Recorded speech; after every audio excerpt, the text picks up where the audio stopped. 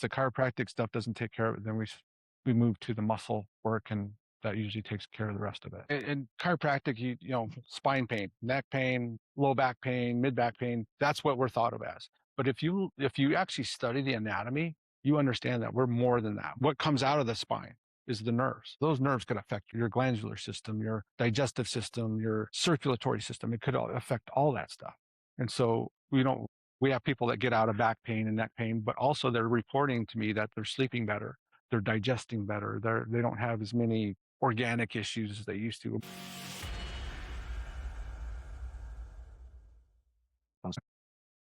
All right, guys, welcome back to another episode of the Brotherhood Beyond Business podcast. Today, we're going to be sitting down with Kai Bennett. We're going to talk about his business, his life, and the legacy he's looking for in the Prescott Valley area. We're going to go ahead and kick it off with Kai. Give me your name, your business, and a little bit about your background on why you started your chiropractic business, and then we'll dive into your family and stuff after.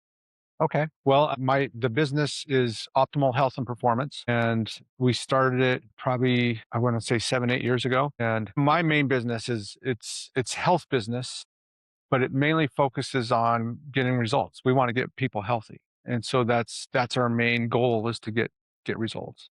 And so I've learned numerous techniques over the years. When I first got out of a chiropractic school, I went to every seminar I could get my hands on, just so I could learn how to fix people and help people. And so a lot of the stuff I do now is just a conglomeration of things that worked. And so, or things that do work. So basically the system that I have now is pretty good. And so that's the main thing that we do there, is chiropractic. But also there's a muscle technique that I do. It's called advanced muscle integration technique. It's pretty phenomenal. So if the chiropractic stuff doesn't take care of it, then we move to the muscle work, and that usually takes care of the rest of it. So, And that's in Prescott Valley? Prescott Valley. Yeah. Where in Prescott Valley? We're off of Viewpoint. So you're going towards Prescott Valley on the freeway here, and you get off on Viewpoint, and it's in that neighborhood there on the Okay. So so obviously, I would say most people probably know what chiropractic looks like. Mhm. For you as a chiropractor, but I always we've interviewed different chiropractors time. Yeah. And I think one of the sticking points that a lot of people have is the nervousness of chiropractic in terms of bones popping and that kind of stuff. So I always like to, when we talk to chiropractors, let's get that misnomer out of the way first and kind of talk about that. Yeah. Well, I mean, I understand that part of it too, because let's just say if I have 10 people in a room, I probably take care of each one of those people a little differently, based on their history, based on what they're bringing, based on their apprehensions about getting their neck popped or whatever. So I have instruments and things like that. If people are, have any apprehension about getting a chiropractic adjustment the way they think of it is, but I have instruments that can take care of that part of it. So, but yeah, I mean, that's something that we're sensitive to as well. But there are a lot of people that say, hey, it didn't move because they didn't hear it pop. Mhm. So there are those people too. So like I said, 10 people in a room, I probably do 10 different techniques on those people. So That's in my opinion, that's unique. I've been doing chiropractic since I think I went to my first chiropractor at 11 years old. So my mom Wow. took, right? Mhm. So it's been a big part of our family's life forever, chiropractic has. And so I'm obviously a big component of it. It's helped us out a lot. It got me through some major football injuries in high school and throughout college. And so, but you would always have to find the chiropractor that would use the technique that works for you, right? So examples like what you just said, it's like, I have a lot of different ways to skin a cat, you know what I mean? Versus like most chiropractors, you go to them, and it might be like, I just do like manual manipulation. I'm just going to do joint popping, or we're just going to have one where the table drops out and the table does all the work. We're going to do ones where, I mean, the ones that they just run the thing up and down the person's back. That's the only version. A lot of times it's like, sometimes it's a combination of those different things too. Yeah. But that is nice to know that for a person that's like nervous about chiropractic, if you've gone to a chiropractor and you didn't like getting your neck popped because that scared the crap out of you. Yeah. It's like, hey, that doesn't have to be the only way we do this. Whereas like for me, I love to hear the things pop back. My wife is the one that says, hey, if it doesn't pop, I don't think something went right. Yeah. Is a type that like, I would rather not hear something pop, you know what I mean? Yeah. So it's like, just inside our own family, I know we have that thing is like my mom and my dad completely swears off chiropractors like they're the devil. You know what I mean? Right. Like, so it's like Oh that. yeah. It's the idea is like you have that side where it's like, but for him, he had a bad experience at one Uh-huh. point. And for me, I've had a great experience. And I also owning gyms and stuff. I Yeah. understand physiology and I understand what's going on. That you're not gonna be able to snap my neck. Like Yeah. in the techniques you guys are using, like there's nothing that I have to really be concerned about. Yeah.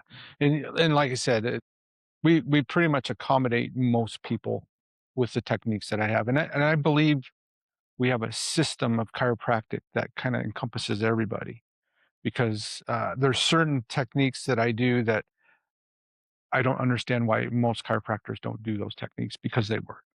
And we all learned them in school, but most people don't do them. I would say probably 5% of the chiropractors do these techniques that we learned in school, but they don't use them. So Could you go just talk about a few of those things? You say? yeah. Yeah. Well, the main one that I do, and I check this on everybody first thing, every visit, most visits I check this. It's the upper cervical region because this area is so loaded with, well, I call it the fuse box to the body. If there's a misalignment here, that's going to affect not just here, but your whole system, even your organs and things like that. So I have a system of evaluating that, seeing how we need to adjust that very specifically, and we do an adjustment here very specifically to get that pressure off that area. So that's just the start, and then the rest of it, I have a system that checks your pelvis and checks other areas of your spine that need to be focused on. And so a lot of the stuff I do, I consider very neurological. And so, but also I like to be able to check it afterwards to make sure we made the change, not just crack and say, okay, see you later. I want to check, I want to adjust it and then see if my work has been effective.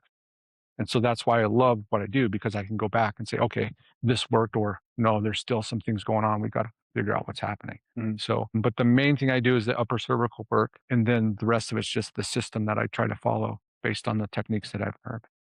Can you explain the system at all? Like when you say system, Um, to them, like I'm just trying to let this person kind of yeah. feel from the outside, like, hey, like I've been to a lot of people probably been to 3 to 5 different chiropractors over their life, just trying to find the right thing. Mhm. So I'm just looking really the Yeah. real question I'm asking, what are your differentiators? Like, what's the thing that like, man, if you came to me, Oh, this is what would feel a little bit different than the other chiropractors you might have been to. It might be the same as some of the others, but like this is what we do. yeah. Like I said, the first thing I check is the upper neck area. And basically how I look at that is I look at your leg length because that's determined by, in most cases, that's determined by what's going on up here. Also strength in your arms and legs. And that determines how I'm going to adjust your neck and what specific vector I'm going to be adjusting that. So you do the adjustment based on the analysis. Then you go back and check it. In a lot of cases, people are stronger, their legs balance out. And then from there, I'm going to check your pelvis. And then, so we turn your back over, check your pelvis, adjust it accordingly.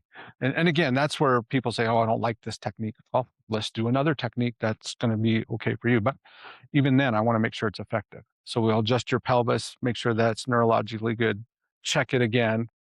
And then that's when I go to, it's called the zone technique. It doesn't really matter what it's called, but the zone technique is really, it's based on 6 areas in your brain that control everything in your body.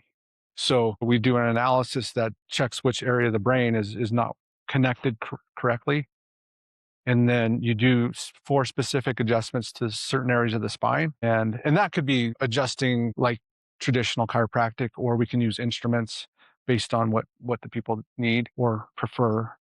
And then we do those adjustments. Then we go back and check those areas again. And it basically is just 6 areas of your skull that determine that. And so I can tell, if somebody's having digestive issues or if they're having glandular issues or musculoskeletal type issues based on Oh those wow. points in your head. As soon as you go stimulate those 4 areas in the spine, and then you go back and check it again. And so if that area is better, then that tells me their body's working on that stuff. And so, and also if people have like extremity stuff that needs to be done, I've done numerous seminars on how to adjust extremities. And so like a shoulder issue, elbow, knee, whatever. So, and then that's pretty much the technique or the system that we take people through. Yeah, because like for the average person, like the things that they go get surgery for are things that if they saw you first, Mhm. they could either one delay surgery for a long time. So the example would be like we talked about extremities. A lot of people that have carpal tunnel issues, they Mhm. came to you and got some work done on the issue from the shoulder all the way down through the hands or through this area, the tension in the muscles is the bigger issue for a lot of people Yeah. than it actually is getting the carpal tunnel it opened up, right? Yeah, well, if you look at the actual statistics, the carpal tunnel stuff, and that's just one example. So the carpal tunnel surgeries are not very effective Yeah. because that's not really where the problem is. Even though that's where the pain is, the problem could be anywhere where the nerves locked up in the elbow, the shoulder, or in most cases, it's because something come out of the neck. So if you can take care of each one of those areas, a lot of times it's carpal tunnel will just go away. But also that's where the muscle work comes in handy because if somebody comes in with a shoulder complaint, I'm going to do all that stuff I just said, but we're going to adjust the shoulder. Now, at some point, they're going to say, "Oh, it's all better," or it's going to be really specific. So if somebody tells me that it hurts right here, in my head, okay, which muscles attach there? And then I'm going to go specifically check all the muscles that attach in that area and find out which ones shut off and reactivate that muscle. And so that's another area where I'm unique, I guess. There's only, I think, 3 or 4 chiropractors in the state of Arizona that do this technique, Okay. and it's pretty phenomenal. So, but a lot of times the adjustments take care of it. If it doesn't, then I know what to do to get that area back in place. The cool thing is too, it's also diagnostic because if the muscle stuff doesn't work, then there's something wrong, whether it's a fracture or a torn ligament or tendon or a tumor or something in there that's not allowing it to heal. So if it doesn't reactivate, boom, we get some imaging, we find out what's going on actually in there. So it's also diagnostic. So we're not wasting a ton of time, you know, finding out what's going on. And that's where I think sometimes when people get stuck in their head the word chiropractic because they've heard over the years or whatever, just the different types of chiropractors, so many things, and even what we're talking about. Yeah. If we took the big picture, I wouldn't even really call you a chiropractor because if we just go in the sense of you're really, you're fixing a lot more things in the body than most people think a chiropractor is just like really just spine based, right? Mhm. But you're actually working on all different parts of the area. I'm sure if they have things with your knees and stuff, there's things that you can do from the spine or through muscle tissue and stuff to make it so the knees aren't as painful. Oh yeah. You just want to balance, all the muscles, all the systems that go to that area. So yeah, it's pretty crazy. In chiropractic, spine pain, neck pain, low back pain, mid back pain, that's what we're thought of as. But if you actually study the anatomy, you understand that we're more than that.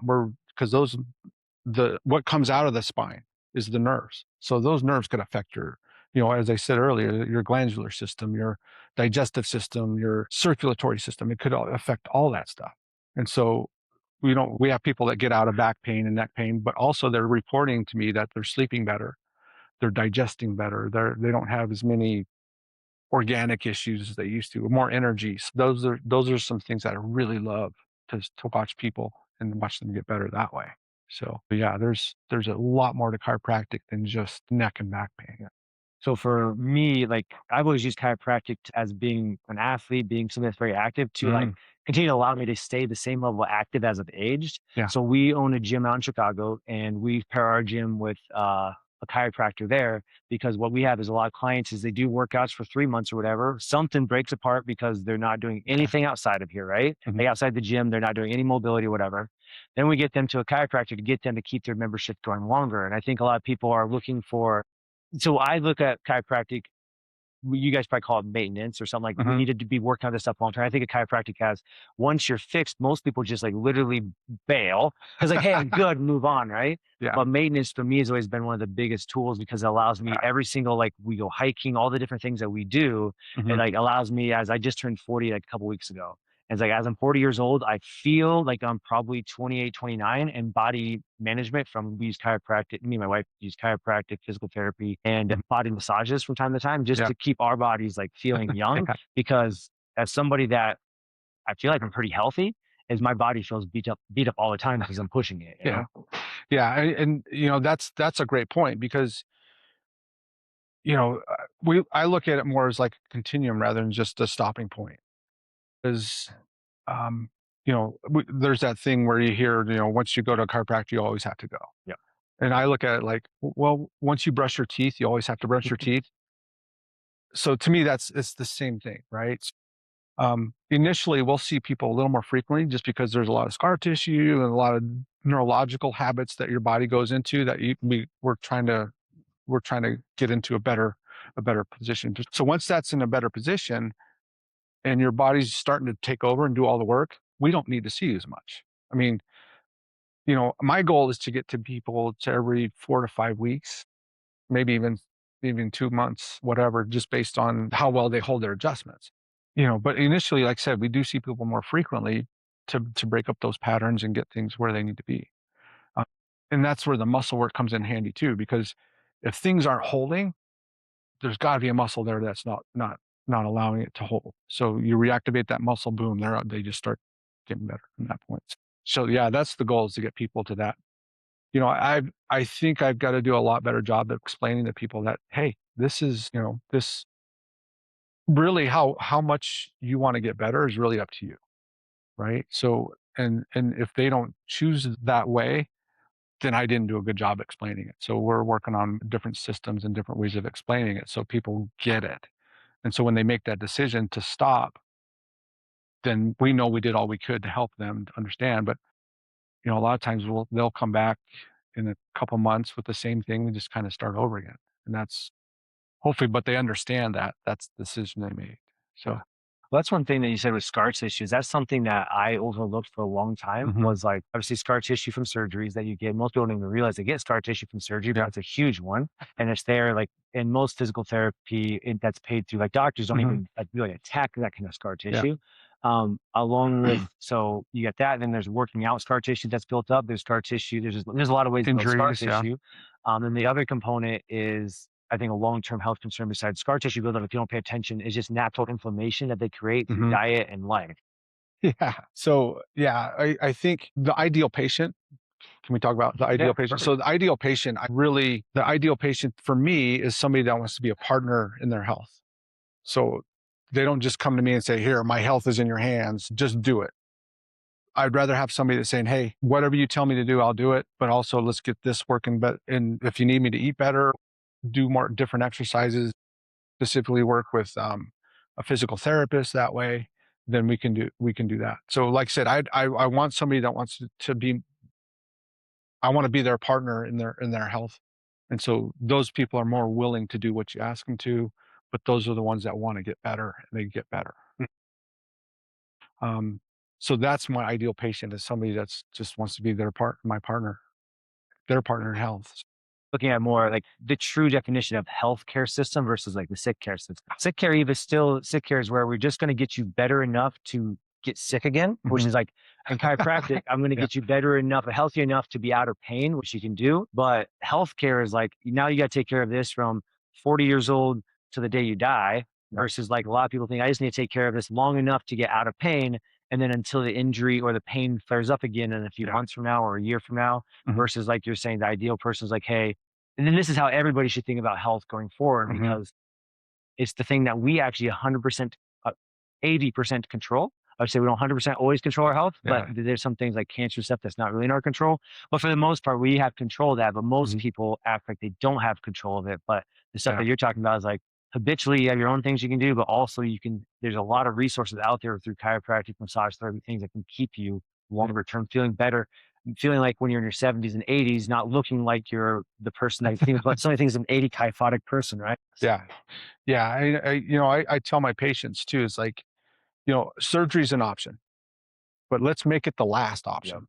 There's a time and place for that, but let's see what we can do before we need to do that. And so, yeah, there's so many different things with that we're trying to get our patients to understand about health and true health, rather than just being out of pain. So once they understand that, they're going to say, "Oh, well, I got to stop eating the cake and drinking the soda and the beer and all that stuff." And so once they start taking the steps on their own and making those decisions, it's so cool to watch them get better without me having to say anything. And you guys take inside your thing from our conversation past, you guys do have a more holistic approach because you guys do like things like supplements. Yeah. What else do you guys do besides like what people would think as traditional chiropractic care that people wouldn't know that you guys are doing? Well, we do supplements, and we also do nutritional counseling. Okay. We're going to start doing that as well. And then we have a machine in our office called the stem wave, which it just goes after inflammation in joints and different things. And it's really, really been cool to watch that machine work. We also have lasers that man, those lasers do a lot for inflammation.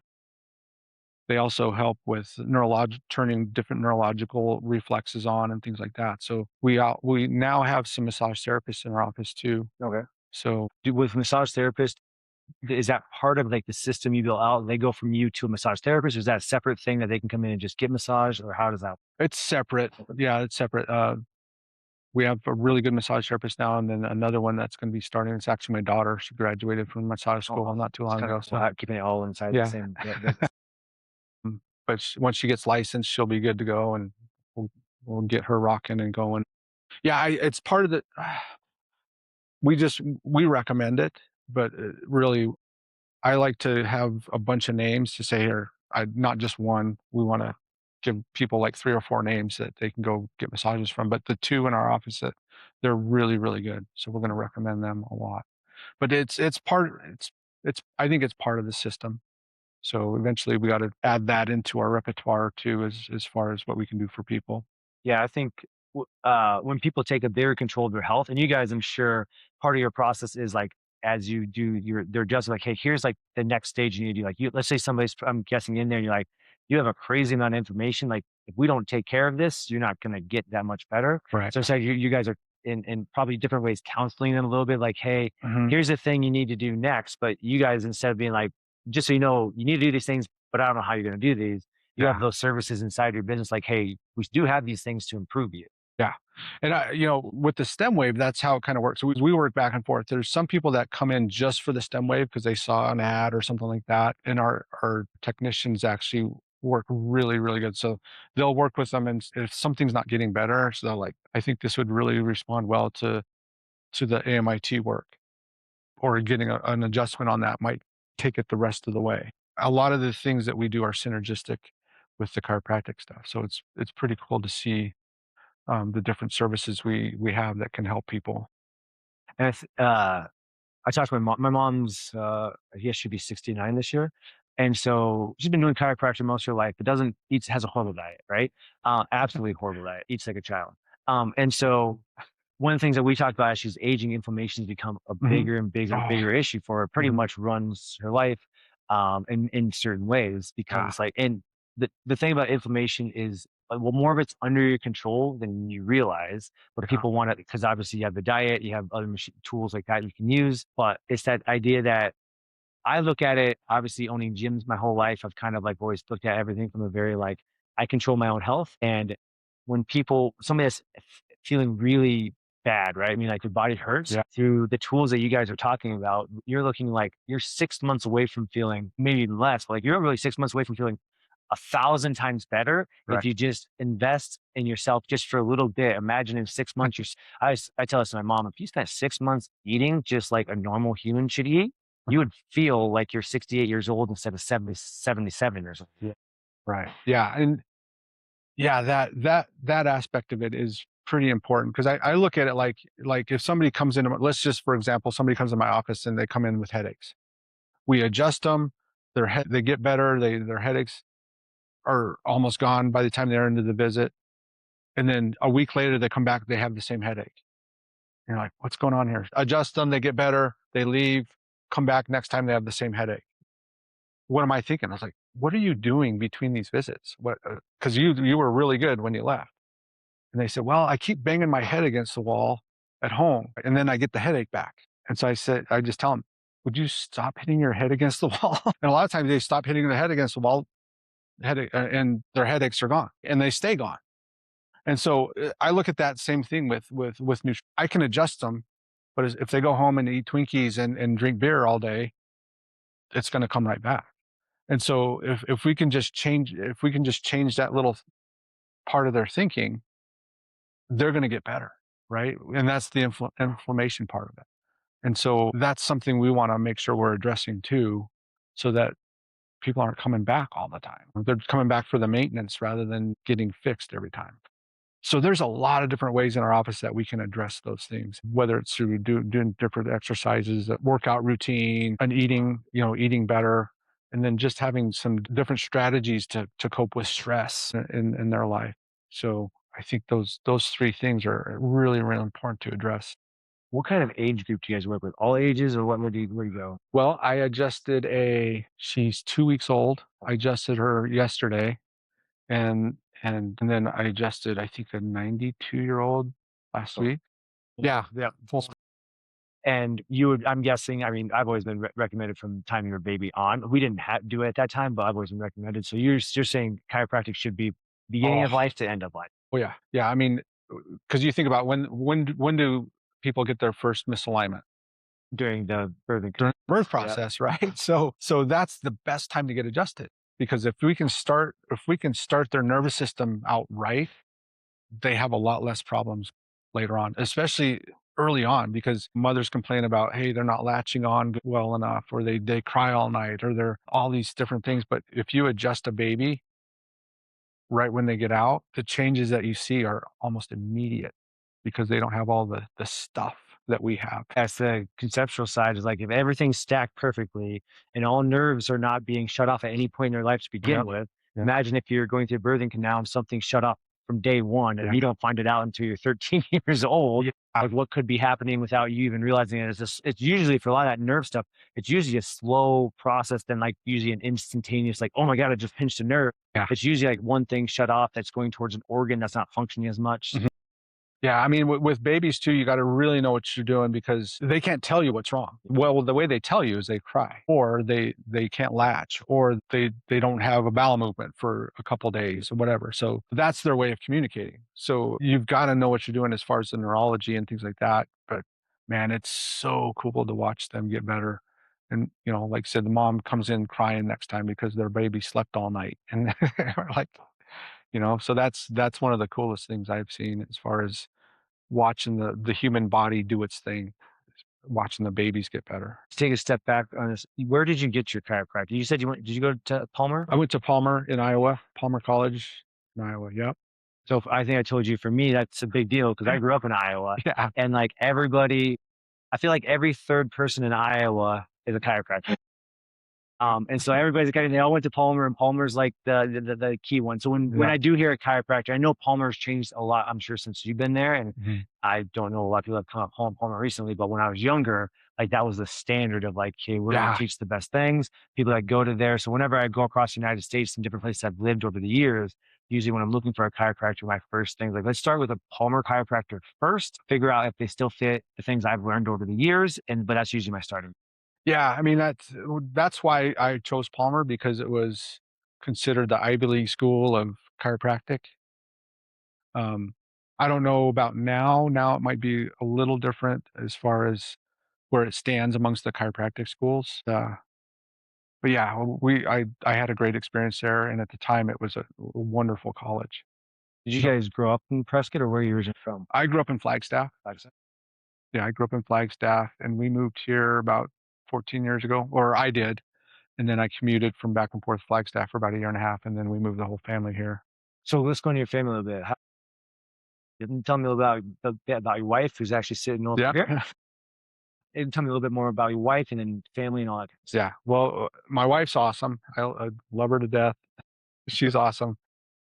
She probably wishes I was dead. No, no, it's okay. But no, she's awesome. She's amazing. She's kind of the brains behind our family. Um, but yeah, I have three wonderful, wonderful kids. One is one is 26, and the other one's 24, and then my daughter's 21. So and then we have three awesome grandkids from them, and then yeah, and they all graduated. We've been here for 12 years as a family, and they all graduated from Bradsham Mountain High School, and they're pretty active in the community and stuff. So yeah, but yeah, I grew up in Flagstaff. I have too many hobbies. What brought you to Prescott specifically? Well, I had my practice in Flagstaff for 12 years, and then I got made an offer to work in an office in Prescott Valley. Okay. Um, and it was a pretty good offer. So I was like, so I said, okay, let's do that. So I commuted for about a year and a half. And the idea was for me to learn the business part of it and then set up a satellite practice back in Flagstaff. Okay. But my wife, Jessica, got a job as a principal at Bradshaw Mountain Middle School. So I guess we're moving. So we moved the whole family here a year and a half later. So that's kind of what brought me here to to Prescott Valley? For me, my wife's a teacher as well, and so Uh-huh. the only way I was able to move here, realistic, because I've been wanting to move to Prescott for years. We're from I'm originally from Iowa. My wife's from the Chicago Oh, area, and my wife, the kind of decided factor, if I can get a job there, I'll be. And luckily, Arizona's looking for teachers like crazy, so yeah, that was yeah. really easy to do. But so she got a job there right away, right when we decided to move here, and we were able to move because I do everything remote now, Mhm. so I do everything from here. But that was a big moving part. Is like getting a Yeah, teaching job here is relatively easy, which is not always a good thing. But yeah, that's awesome that she's in the teaching profession or was in the teaching profession. yeah, yep. She was a principal there for about 10 years, and then she resigned there, and then, I needed an office manager, so she came on the business as an office manager, and within a year, she doubled our business, and she's been great ever since, so I'm glad it didn't work out there, so I'm gonna put you on the spot a little bit. I know Mhm. she's over here in the corner, but this is good for entrepreneurs because a Mhm, lot of entrepreneurs do work with their wives. It's a mhm. very common thing in entrepreneurship. The wife has some role in their business, or vice versa. The wife's the entrepreneur and the male has some role in the business. What is one thing that makes it so you guys work really well together, and what's one obstacle you guys have to get better at? Well, I think what the thing that helps us a lot is we have a great relationship. I mean, we're bru sometimes brutally honest with each other. And so that I think that's an important piece of it, but sometimes that could be a hindrance too. So, um, but yeah, that I think the fact that we can talk about things candidly and bring out the problems and discuss those problems and things like that. So, you know, and I think for a while there, we were really good at separating business and home. Um, that to me, that's a good aspect too, because when you're at home, you want to be family, right? And be with the kids. And And so that I think that helps a lot, and she's had a pretty quick learning curve with being a principal going right into a business. So she did really well with that in the beginning. She would ask questions, and for me, I just trust her quite a bit with with that type of stuff because I know she's gonna do the right thing as far as researching what's the best way to do it, and so I think the honesty and being able to discuss things and the trust I have And in her. you said you guys there for a while did a good job of keeping it business and life separate. Do you guys, now that the kids are out of the house, do you have trouble doing that, or?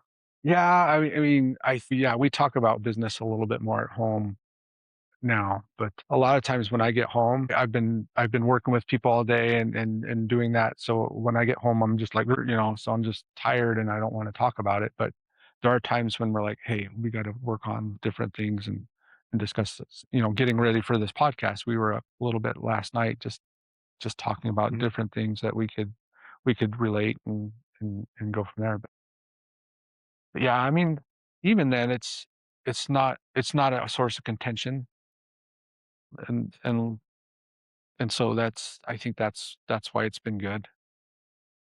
Yeah, I think no matter what in business and relationships, like with your wife and anything, communication, like you said, and honest communication is always going to be the most important thing. Mhm. The ability to be candid and have those tough conversations. My business partners in all my businesses are actually my best friends. Literally, people that are my best friends. And everybody always said never go into business with your best friend. But I've always been such a strong communicator that I will be straight honest with them, like brutally honest, Mhm. but with the accountability side, like, hey, it's reversible. You can be brutally honest with me. Yeah. But the idea that you said is like, when you have full trust in somebody, you can walk.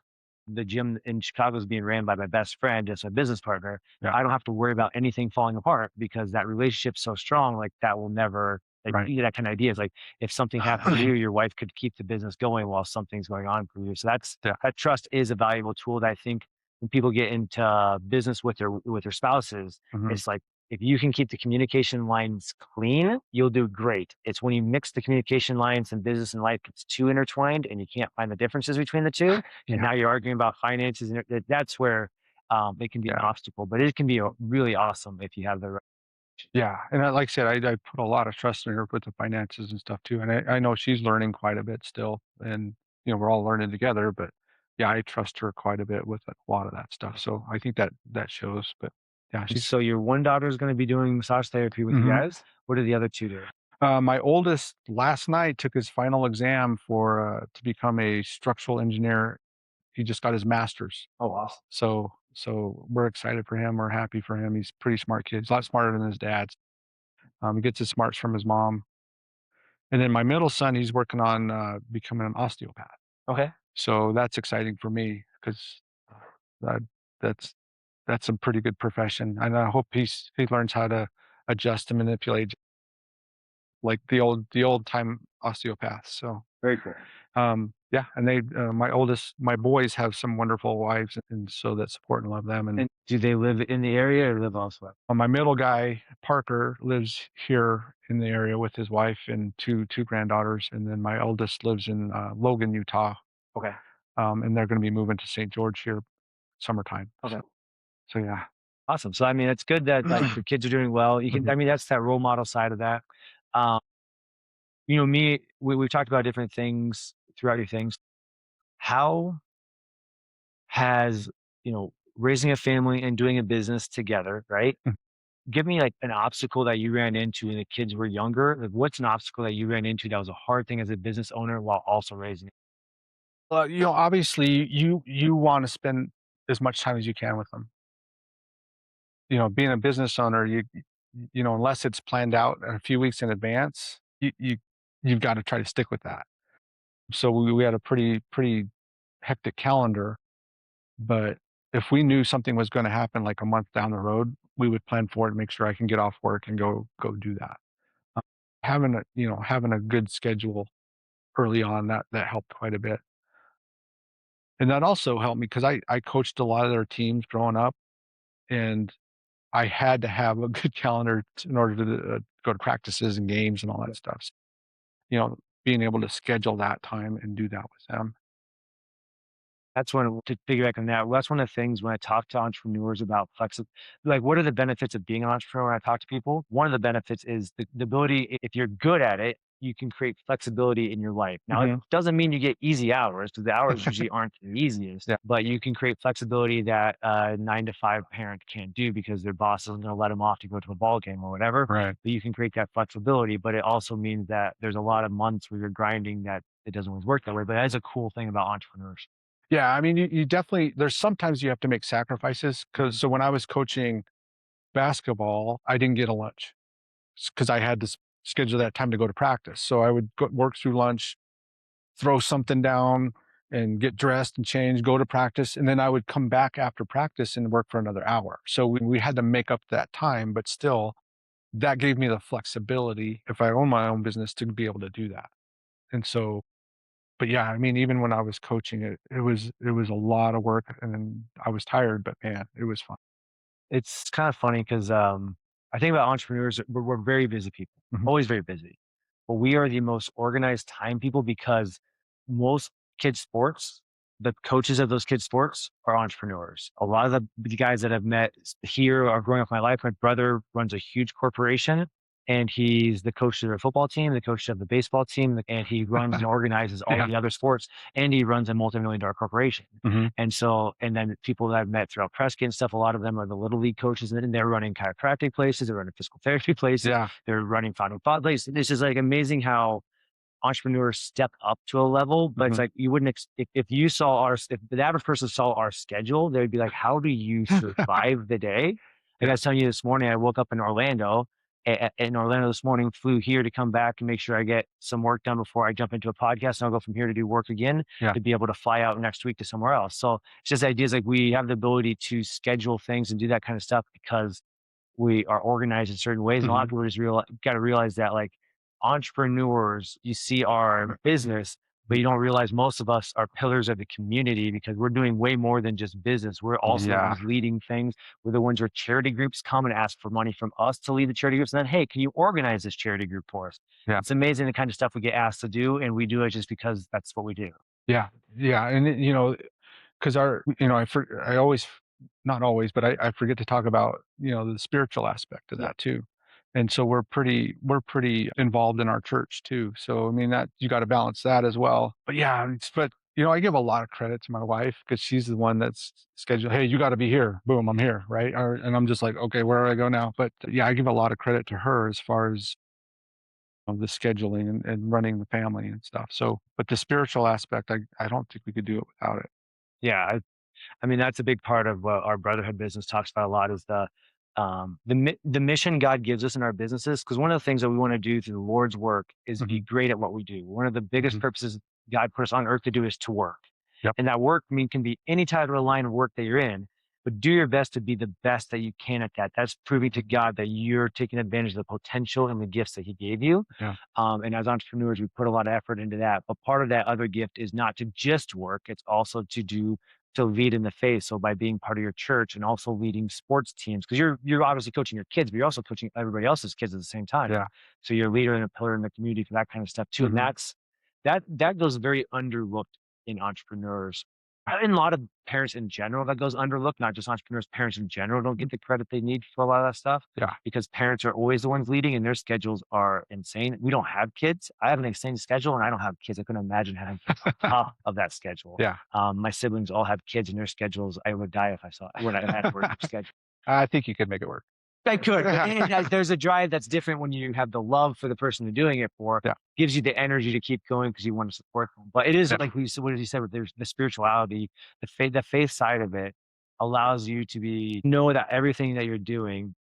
I mean, for us in our business, a lot of times, COVID was a good example for Hmm. us. During COVID, we leaned on the Lord heavily because I had to keep praying. We had to keep praying, Yeah. praying like, this is really, really hard. Hmm. And there's no, especially when we were in Chicago, you guys, I don't think had as toughest restrictions as we had here, but Chicago was Yeah. really, really tough. And we had to lean heavily on the Lord at that time to say, hey, we don't know if we're going to be able to keep doing that. And every Yeah. single time we'd get a little weary and we'd pray, it'd be like, the mission's the mission, like just keep working. And like we made it through and now we're doing great. We're doing a lot of other good things, but our Yeah. faith as entrepreneurs has helped us keep making that step that we don't really want to take. Yeah. No. And were you in this area when that went down? No, we No, were you were in actually Chicago. Yeah, we didn't, but I didn't buy into all the. So I prayed about it and said, no, I think we're good. yeah. Let's open back up and you know. At ours gym, we weren't following the rules that Chicago had because we didn't believe in the stuff they were doing. Yeah. And luckily, none of our clients did either, which is very helpful. But Yeah. Chicago itself made it tough because you wouldn't get new clients because new clients didn't think that you even go to gyms, and like Yeah. that kind of stuff. But it's one of those things. That's just like a period in our life that we've all. My dad is 78. He built a huge corporation in his Mm. time, Mhm. but he talks about like the 80s and like different times in his life when stuff was really, really hard that we can't even imagine. He was also in the Vietnam War. So like the Oh things that he's wow. gone through Yeah. over the years, it's like sometimes when I compared little things that I've ran into in my life, like I never have to fight in a war. I Yeah. didn't have to Yeah. do any of those kind of things. So I'm very lucky there. But Yeah. in terms of the faith continue to I'm glad you brought that Mhm. up because faith is an important part for an entrepreneur. And if an entrepreneur doesn't have you don't have if you're a Christian and you're not putting God into your business in terms of like letting him be a level in your business, Yeah. you're leaving. Well, first of all, you're leaving one of the most important things in your life out of your business. Yeah. You're also leaving a guiding light out of your business too that will Mhm. help you keep moving forward. If you're doing a good mission, the Lord will help you on that mission. You bet. And so I think that's really awesome. And that's awesome that you raised your family and stuff through that. Mhm. Yeah, definitely. Like I said, our kids, my two boys actually served missions for the church. The oldest went to the Philippines and he served there for 2 years. And then my middle guy served in Brazil. And so he was there. It was middle of COVID too. So that was kind of weird for him. But yeah, I mean, I'm impressed with their faith and their willingness to serve. So they're a good example for me too. I mean, I spent time living in other countries when I was younger, and Hmm. I did that completely selfishly, just being like, I want to live in Australia for a year and I want to Yeah. live in Wales for time. I never did it because I wanted to do something better for others. So it's impressive at their ages to do Yeah. that mission work, to be able to like, hey, I'm going to do a mission work and do some hard things. You get great experiences, Oh yeah. obviously, and I'm sure that for them, that rooted them in a lot of life that's going to help them Oh after. yeah. But it's like I couldn't imagine at that age making choices that weren't super selfish. Oh yeah. Like, No, they'd served for 2 years and they learned a lot on their missions as far as how to talk to people, communicate and set schedules, budgets and all that stuff. So yeah, they learned a lot. So good examples for me. where's the next step for you? What's the legacy you're going towards? Like, what are you trying to Oh. do over the next 5 to 10 years? Like, where are you going with your business currently, and Mhm. where is your life going over the next 5 to 10 years? Well, currently, in my office right next door, we had a gun store. They were awesome. but they found another spot and they moved to a different spot. So now that spot's open. So they asked us if we wanted that spot. So we're like, yeah, let's go ahead and do it. So now we're building out areas for that, a couple, 4 or 5 more treatment rooms and things like that. So we're looking at bringing in another chiropractor, maybe providing a few more services as well. So right now, I'm in the middle of creating a system. We talk about Mhm. systems. So if I can get my adjusting system written down and being able to somebody can read it and go, this is what I do here, this is what I do here. If I can get that system down and then show it, we can bring another chiropractor in, and then they can just continue that, how to get the results.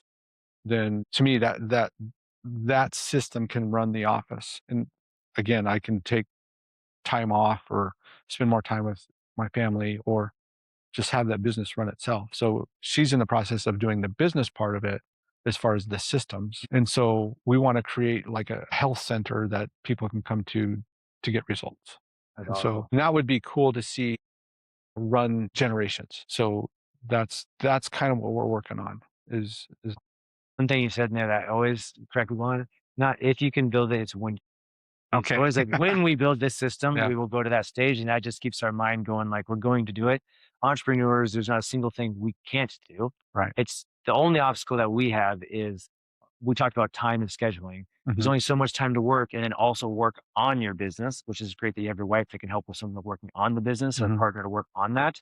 But the idea is that's usually our limitation is time Right. and energy, let alone, and that's why most business owners need to think about business in a scale that like we're building this over 30 years.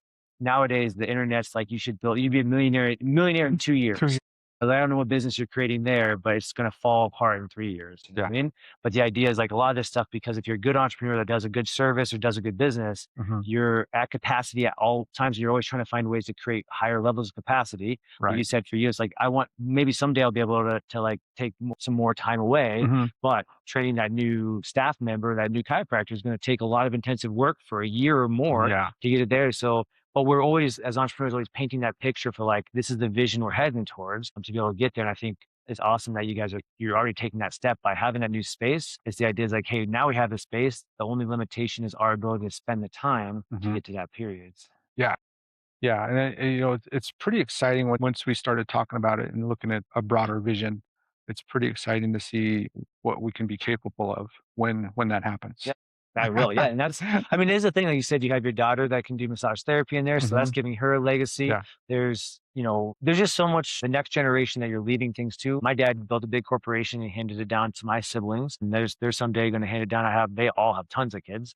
And so they're going to hand it down to their kids some days. And that's a legacy that comes inside of Mhm. that. But even if you're not going to hand it down to kids, you're still being able to hand this off to somebody that's going to be the next generation, because part of your legacy is building something really awesome in Yeah. Prescott Valley. In Yeah. Prescott Valley, when you're no longer running that, knowing, hey, this is now something that can keep, and the systems that you built are the things that are projecting it in the future, and your leadership is projecting that into the future. Right. And when you're saying that, I think about a franchise, right? Mhm. So what we're trying to do is create a franchise that we can run ourselves, that anybody can step in and run it. And so, or any chiropractor can come and do my system.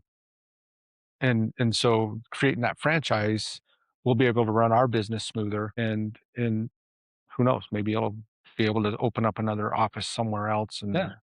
create that. So create more jobs, create more health in that community wherever that is. Yeah, and that's all systems. It's Mhm. systems and then leadership is the Mhm. most important thing. Is when you get to that next stage, which, when you get to that stage, I'm always here to help you guys with whatever you need. But like we've built multiple different locations over the years and end up selling them over time, Mhm. because there's a side where it's like, well, as you start to go in different directions, like, hey, my attention needs to be diverted here. So we've sold those. But the idea with each one that we built, it was just systemizing and finding the right leader to run it, and then me Yeah. leading that leader to run it. So Yeah. Well, I heard a speaker one time while I was talking to him, and we were talking about our business and things like that. He says, "Why do you build a business?" And I was like, "So we can make money." And he was like, "So you can sell it." And I was like, "Well, that makes sense." But you can't sell something it's a lot easier to sell and it's a lot more profitable probably if you do have those systems in place. yeah. So yeah, I mean, So I always call it have the ability to exit your business. So what that means is you never have to exit. Someday you will have to exit because you're going to have a point where you're going to want to retire or you have to exit Mhm. just because. But conceptually, you want to build a business that you could exit, which means that you could sell it or not sell it. But the idea is like you can then hand it off to a kid or something of that nature. You can exit your business. But when the business is completely reliant on just your skill that's not Mhm. replicatable, it's not sellable. That because if you can't replicate what you do, next person coming in can't actually perform that. So what are they buying? I can't buy something that's not. So Yeah. when you build those systems out, this is how we do it. This is how we replicate these things. Mhm. Which realistically, for what you've done, all that's just education, right? Right. Systems and education is like so it's replicatable.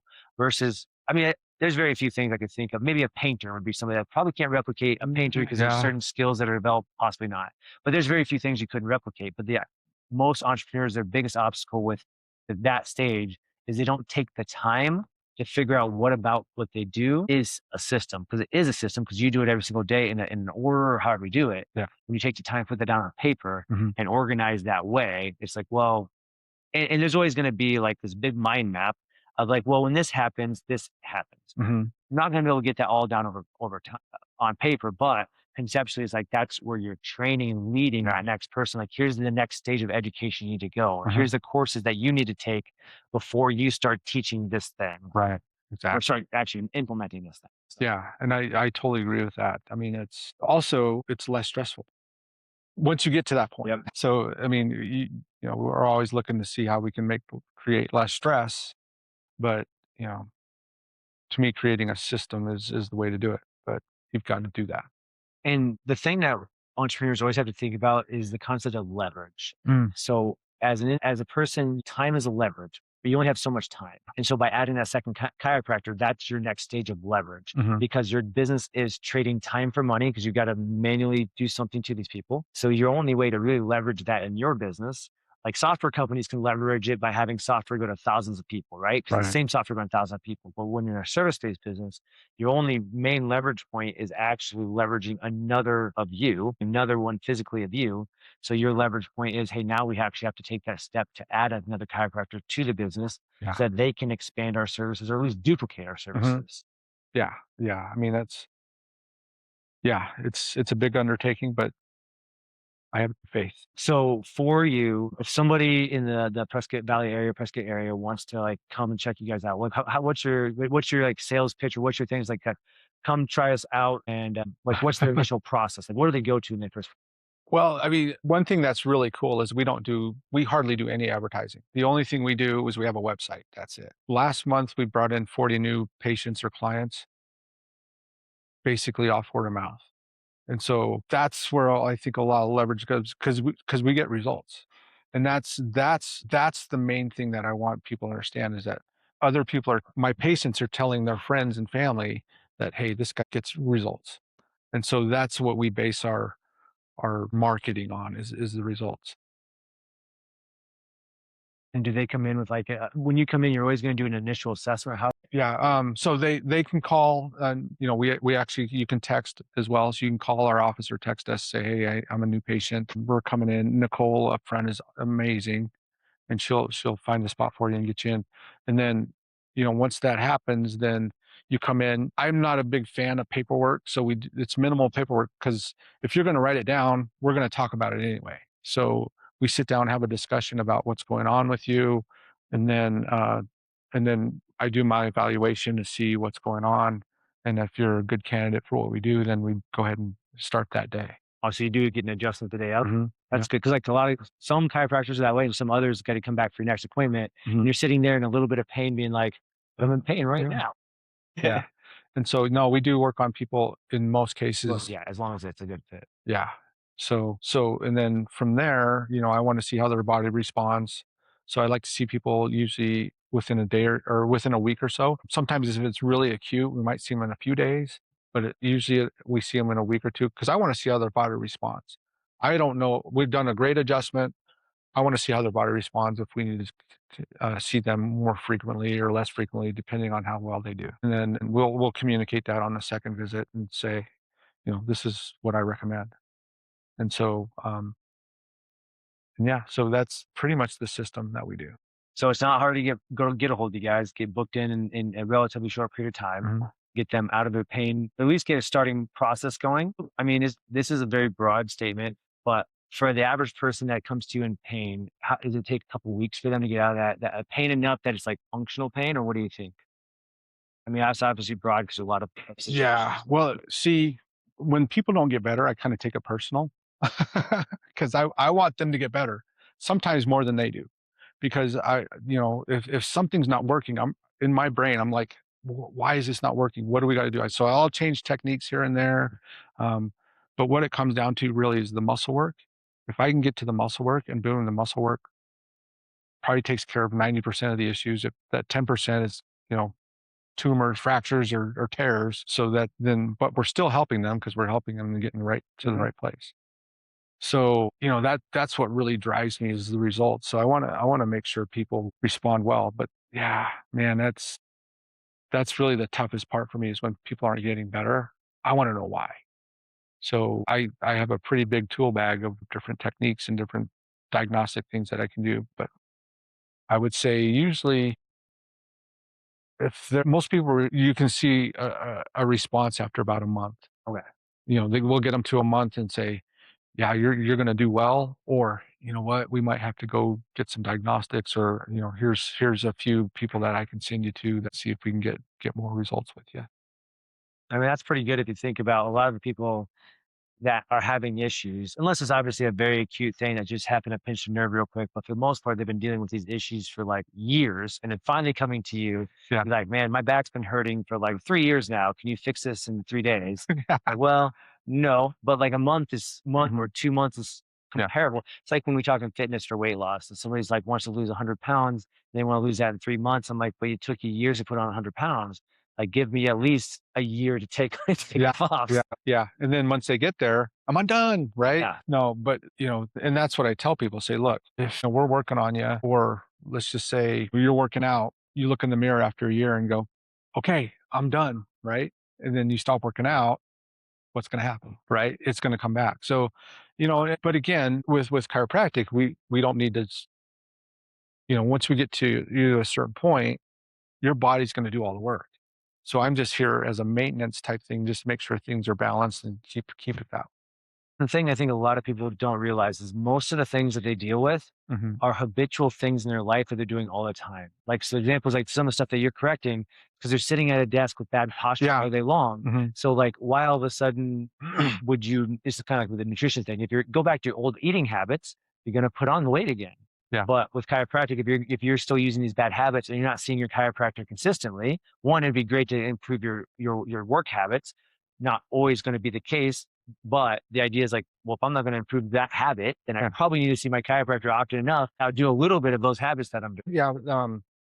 One thing that I would like to do is on our social media, create videos like, because of some of those things, like you talked about, the reason why somebody continues to have lower back pain is because of the way they're sleeping. So we want to create a few videos because I can explain it to every patient every time they come in, or I can create a video or something like that that they can watch anytime they want that talks about how the best way to sleep and how to do that. If your pillow's not the right height, you're not going to sleep, or your body's going to twist in a way that it's not conducive to holding your adjustment, or they're not going to hold their adjustments if they drink beer and eat Twinkies. So if we have a video that says, hey, we're trying to make it as simple as possible, right? Just get more protein, eat more protein, whether it's meat, whether it's protein shakes, good protein shakes, or, those are some things that we want to put in videos and things like that to make it more simple and more reproducible that way. Yeah, here's that if you do 20% of these things, you're going to get 80% of the benefit of the Hmm. things you're going to do. If you could just raise your chair height up to the correct height for your computer, you're going to get rid of some trap elevation throughout the day that you're dealing with that's causing all that upper back pain. Yeah. So it's little videos like that, like, hey, implement this one change into your life. I'm not asking you to now never eat sugar again. Yeah. That's too extreme, but here's some simple things that you do. Take your protein level from for most females are eating 30 to 40 grams a day. Yeah. Let's take that maybe to 100 grams a day. Like the idea is like, let's Yeah. get you numbers that actually help you more of a per pound body weight kind of concept. Yeah. But the idea is like, here's a simple next step that you could take. I think people want to know why too. Yeah. Yeah. If they want to, if I just tell them, hey, increase your protein, they're like, okay. But if you tell them, hey, if you increase your protein, your hormones are going to be better, your energy level is going to come up, you're going to be less injured, you'll hold your adjustments better. So this is why you need to do your protein. They're like, oh, well, that makes sense, right? So I think if you can explain the why in a understandable way, they're like, oh, okay, that's okay, I can do that. But if I tell people, if you don't get your pillow right, it's good business for me because you're going to be coming back. So let's work on getting your pillow height the right height and getting you sleeping properly so that you don't have to come back as much. So you're not coming back acute every time you come in. I completely agree. I love the way you're doing. I love that fact, I mean, just from the conversation we've had over the last few months, and the fact that like you're looking at that expansion model of the fact that like, how do I take my great skill set, Yeah. add more to it, and be able to then add another chiropractor so you can take on a bigger load, so then you guys can affect more people in the community. Doing this through your family, having your family be part of it. You and your wife are doing awesome things in the community. You're doing it through faith. So I just love that what you guys are doing for the Prescott Valley community. And I think a lot of people, I mean, a lot of people know you. Obviously, you're getting 40 new clients a month. You got 40 new clients a month. That's a lot of people, but there's still thousands of people that have Yeah. never even probably heard of your business. It's an interesting thing about being a small business is we're usually the best kept secrets, which means that the negative, we're not doing a lot of marketing is that people that don't get referrals just don't know about you. Right. But conceptually is we are the best kept secret, but we're always doing the good things. And I think you're doing a lot of. Yeah. And, also what we're working on is creating a network of different practitioners too, so that we can refer to people, obviously if something's not working, we can send them to a physical therapist. Cause I believe that chiropractic and physical therapy work like this. Yep. Because I know what I do makes their work better and what they do makes my work better. So if we can create that relationship with them, even with other chiropractors, because there's some things that, I mean, I don't like, there's certain parts of chiropractic that I'd rather not do just because there's a lot of paperwork and things like that. So I can send them to somebody or orthopedic surgeon or some type of another practitioner. So we're trying to create those relationships as well, so we can trust the people that we send our patients to. It's that value alignment where it's like, hey, if I send them off to you, I'm not expecting you to like do something different than what my philosophies are, which means that if I send somebody off to you and you have no desire to talk about, you don't think nutrition is important for these people at all, Yeah. we probably don't align because realistically, pretty much any physical, even like somebody doing massage should talk about your water intake, your hydration intake. Yeah. Things are like, hey, if you do these things better, you'll get the best effect versus like sending them off to an orthopedic surgeon that instantly is going to like, you're going to have to do surgery no matter what versus like, hey, I think you need to go back to Kai. And this is what we maybe need to focus on with Kai. That alignment between a network is really important versus just sending them off to referral just for the sake of referral. That's what you're kind of building. Right. It goes both ways. We want to create a business too that they can feel comfortable sending their people to. So it goes both ways. So yeah. Very cool. Well, great digging into your business today, Kai. I really appreciate being on the podcast. Guys, thanks for joining our another episode of Brotherhood Beyond Business podcast. We're going to have all the links to everything about Kai's business at the bottom of the YouTube page and on any of the social media pages. Catch you on the next one. Hit subscribe, turn on notifications, and stay locked in. Brotherhood is more than business. It's about leading from the front, leveling up in every domain, and becoming the CEO of your own life. Step up, execute, and we'll see you in the next one.